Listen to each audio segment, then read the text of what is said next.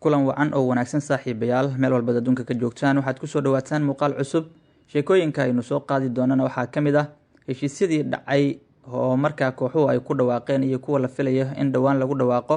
wararkii ugu dambeeyey dhanka kubadda cagta ayaynu soo qaadi doonaa saaxiibayaal. waxyaabaha aynu eegi doonana waxaa ka mid ah Arsenal oo soo bandhigtay Gabriel Jesus, City oo ku dhawaaqday saxiixa Calvin Phillips, Manchester United saxiixii koowaad ee Erik ten Hag oo markaa ku xarooday xerada tababarka ee Manchester United ee Carlton isla markaana la filaya in lasoo bandhigo, iyo sababta Cristiano Ronaldo uusan maanta ugu soo laabanaynin tababarka kooxda Manchester United. sheekooyinkaas ayaynu eegi doonaa daqiiqadaha soo aadan, balse intaana bilaabin muuqaalkan waxaan idinka dalbanaynaa inaad like inoo saartaan si muuqaalkeenu u gaaro saaxiibo kale oo daneynaya ciyaaraha. saaxiibada markii ugu horreysana soo booqanayana waxaan leenahay soo dhawaada oo subscribe inagu dhiirigeliya. mahadsanidin.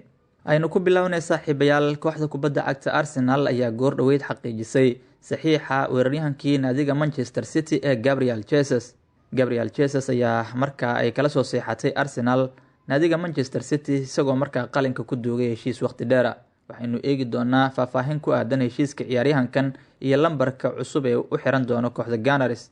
bayaan ka soo baxay kooxda kubadda cagta Arsenal ee ka dhisan waqooyiga London ayaa lagu yiri kooxda kubadda cagta Arsenal waxay markaa ku faraxsan tahay inay soo qaadato Gabriel Jesus. 25 sano jirkan weerarka ka ciyaara ayaana markaasi ku soo biiraya waaxdeena weerarka ee Premier League. ciyaaryahan Gabriel Jesus waxaa markaa uu dhaliyay 95 gool 236 kulan oo uu u saftay tartamada oo dhan kooxda Manchester City oo uu ku sugnaa 5 xil ciyaareed ee ugu dambeeyay.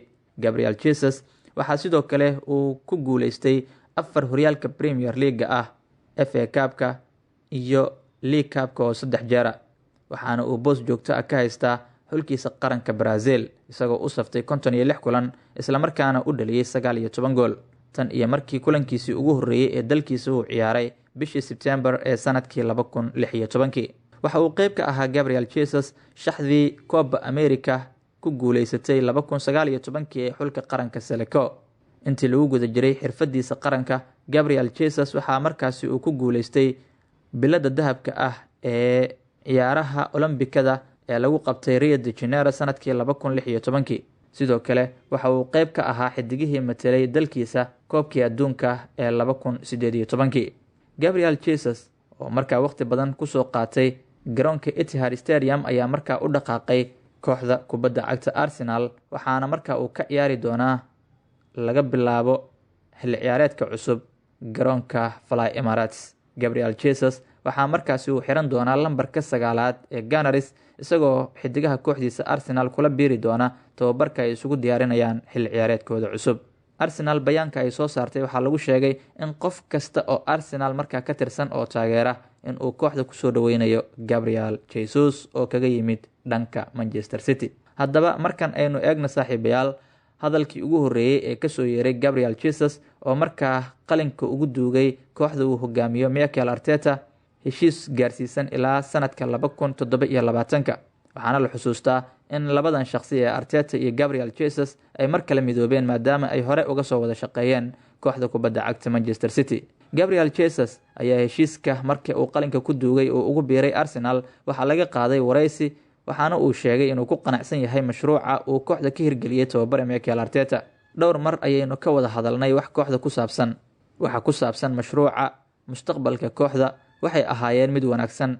100% ayaan aaminsanahay Mikel Arteta, ayuu yiri Gabriel Jesus oo markaa taageerayaasha Arsenal meel walba ay joogaan ay farxad ka muujinayaan. inaguna aan leenahay hambalyo maadaama aad gacanta ku soo dhigteen lambar 9 aad u wanaagsan oo daayir.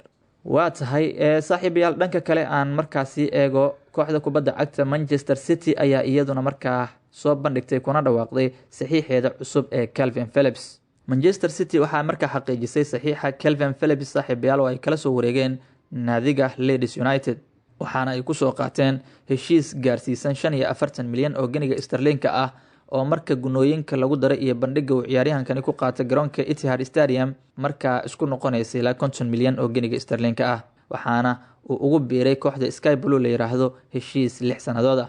Calvin Phillips waxa uu markaa ka ciyaaraa qadka dhexe isagoo noqonaya saxiixii saddexaad ee xagaagan yimaada garoonka Etihad Stadium. waxaa ka horeeyay ninka la yiraahdo Erling Haaland oo 51 milyan uga soo dhaqaaqay naadiga Borussia Dortmund iyo goolhayaha ay markaa kula soo wareegeen beeca xorta ah ee Stefan Ortega oo markaa Pep Guardiola uu keensaday horyaalka Premier League si ay uga caawiyaan in uu markaa difaacdo horyaalka xiisaha leh ee English Premier League. waxaa markaasi uu noqon doonaa bedelka waqtiga dheer ee Fernandinho ninka la yiraahdo Calvin Phillips 26 sano jirkan ayaana lambarka afraad u qaadan doona kooxda ka arrimisa garoonka Etihad. xidigan ayaana 8 xilli ciyaareed oo uu ku sugnaa kooxda caruurnimadiisa oo uu ku soo barbaaray ee Leeds United markan u dhaqaaqay kooxda Manchester City isla markaana ka hoos ciyaaraya tababare Pep Guardiola. burburyahan qadka dhexe ayaa markaa u saxiixay kooxda Citizenska la yiraahdo ilaa heshiis gaarsiisan sanadka 2027 waana bedelka waqtiga dheer ee kabtankii kooxdaasi ee Fernandinho kaasoo markaa muddo kadib kooxda Manchester City isaga dhaqaaqay. taageerayaasha Manchester City meel walba ay joogaan waxaan leenahay hambalyo maadaama aad gacanta ku soo dhigteen xirfadle burburiye ah oo idin buuxin kara booskii Fernandinho. dhinaca kalena saaxiibayaal markan aynu eegno xaaladda kooxda Manchester United, Ronaldo oo la shaaciyay sababta uusan maanta ugu soo laaban doonin tababarka kooxdiisa United iyo saxiixa koowaad ee tababare Erik ten Hag oo goor dhaweyd gaaray xerada tababarka ee Carlton halkaas oo uu ku maraya tijaabada caafimaad isla markaana lagu soo bandhigi doono. aan ku horeeyay sababta Cristiano Ronaldo uusan markaa u imaanaynin ama u soo xaadiraynin tababarka kooxda Manchester United maanta ayaa lagu sheegay arrimo qoys. xaalado qoys dartood ayuusan u imaanaynin ayaa la leeyahay tababarka kooxda Manchester United ninka la yiraahdo Cristiano Ronaldo. Cristiano Ronaldo ayaa la soo warinayaa in uu doonayo inuu isaga tago kooxda Manchester United laakiin isagu tababarka kuma soo laaban doono maanta isla markaana kama mid ahaan doona baa la leeyahay xidigaha xaadiri doona xerada tababarka ee Carlton. CR7 ayaan dib ugu soo laaban doonin tababarka la isugu diyaarinayo xilli ciyaareedka cusub oo ay maanta qaadanayaan xidigaha kooxda Manchester United sabab la xiriira xaalado qoyskiisa ah oo isaga u gaara. warar soo baxay Sabtidii ayaana sheegayay in Ronaldo oo 37 sano jir ah uu weydiistay kooxda Manchester United in uu markaasi isaga tago naadiga xagaagan. dhammaan xidigaha xulalkooda qaranka u soo ciyaaray ee ku maqnaa waajibaadka qarankooda bishii la soo dhaafay ayayna ahayd in maanta ay tababarka kooxda United soo xaadiraan. laakiin ila ku dhow Cristiano Ronaldo ayaa warinaya in Ronaldo uusan markaasi iman doonin xerada tababarka ee kooxda Manchester United maanta sabab la xiriira arrimo ku saabsan qoyskiisa.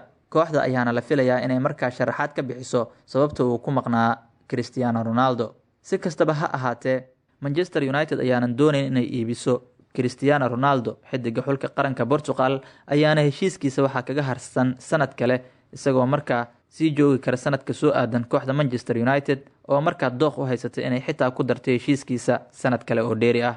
mustaqbalka Ronaldo ayaan sal fadhiya lahayn bilihii la soo dhaafay kadib markii kooxda Manchester United ay u soo bixi weysay koobka uu jecel yahay ee UEFA Champions League.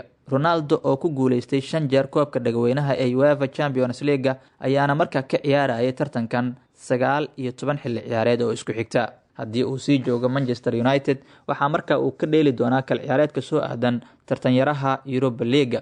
Ronaldo ayaanan tartankaasi Europa League ka ciyaarin tan iyo markii uu 17 sano jirka ahaa oo uu ka tirsanaa Sporting Lisbon sanadkii 2012 bishii October markaas oo tartankaasi la oran jiray tartanka UEFA Cup. tan iyo markaas Ronaldo kama ciyaarin Europa League waxaana 19 xilli ciyaareed oo isxiga uu ka dheelayay tartanka UEFA Champions League waana sababta qasbaysa baa la leeyahay in Ronaldo uu isaga tago masraxa riyada iyo Manchester United. ugu dambeyntiina kooxda kubadda cagta Manchester United ayaa la warinayaa inay markaa ku dhawaaqi karto saxiixeeda koowaad ee tababare Erik ten Hag saacadaha inta soo aadan.